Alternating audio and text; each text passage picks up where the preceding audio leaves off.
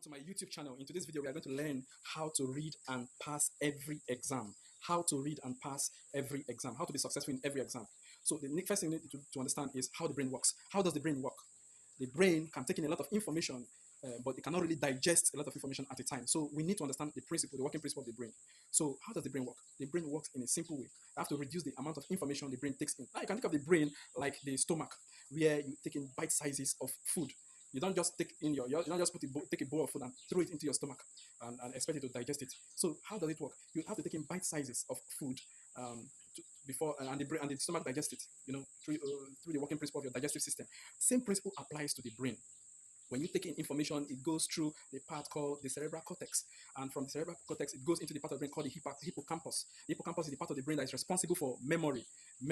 So that's how you study. That's how you study. You study in bite sizes, in bite-sized doses. You don't just take in information for an extended period of time. So people study for 5 hours, 8 hours, 10 hours, 12 hours. So these study periods are all good. But you don't just sit there and expect to study for 10 hours at a stretch and expect to remember everything that you've studied. So what do you need to do? You need to break down your study periods into bits.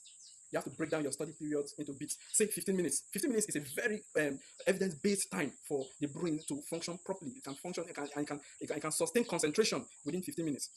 So what do? You take in information for 15 minutes, then you allow your brain to digest it. How does your brain digest information? It's simple. You just allow yourself to think through or think about what you've already read, or you try to imagine yourself mentally, to put yourself mentally in the situation of what you've already read. That's just the way. So after that, then you go back to your study session.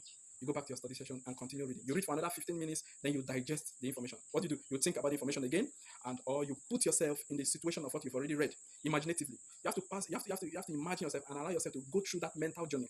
That state of undivided concentration, where you read for an extended period of time or for 15 minutes at a stretch without distraction, is called flow. How do you get into flow? First of all, you have to read your study session. Your study environment has to be properly determined. You don't just go into a place and just start studying. Make sure the place is devoid of all sensory objects, sensory things that will affect your concentration span, your concentration. So you don't just go and study. You anything this like smell, like noise, like inadequate lighting. So your environment has to be perfect for studies and and devoid of every form of distraction. So once the distractions are not there, then you can actually study and study for like 15 minutes at a stretch and still remember everything that you've studied. So that's how it is. So the next stage of session is to understand how to commit to memory, how to retain information, how to remember all you have read for exams. Let's take a typical scenario.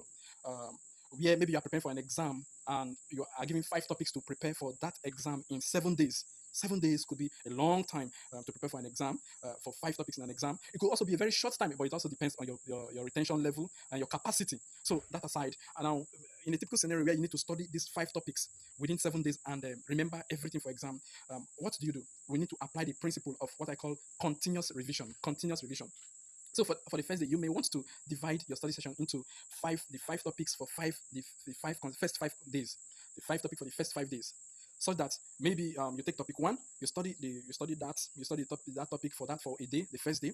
When you study the topic for that first day, you are done studying by applying all the principle of bite-sized doses of taking in information.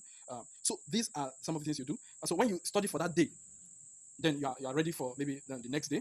The next day when you come to study for the next day, but you don't just jump into studying the material, the second topic for that day.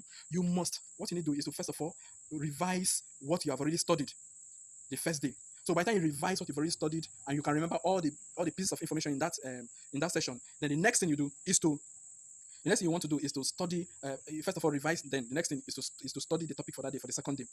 So the same thing happens for the third day. The third day, before you start studying for the third day, make sure you spend at least 30 minutes to 1 hour revising what you've studied for the first 2 days. Then before you start the session for that day, before you start studying the topic for that third day. So you do like that until you just continue like that until the 5th day. So at the 5th day, you will have revised the first topic 4 times. You have read the first topic once, then you revised it like 4 times. You have revised the second topic 3 times. You have revised the third topic 2 times, and now you are reading like that. So you revise the fourth topic once, meaning you've read it before, then you've revised it. So if at the end of the 5th day you've revised, then read the topic for that particular day, which is what is expected, then you are left with 2 days, 2 days. Maybe the 7 days exam, you're just left with 1 day. That the 6th day can be used to revise everything afresh from day 1, day 2, day 3, day 4, and day 5. Now you try to try to make sure that all the difficult areas are being tackled in that 6th day. And at the end of the day, you do another last revision. On the 7th day, very early in the morning, before your exam starts, you do your last revision. If you apply this principle, the principle I call continuous revision, then I am sure that you should be able to remember everything you've read. So try this, and you are sure to pass all your exams. Thank you very much, and I wish you luck in your exams, your tests, your presentations.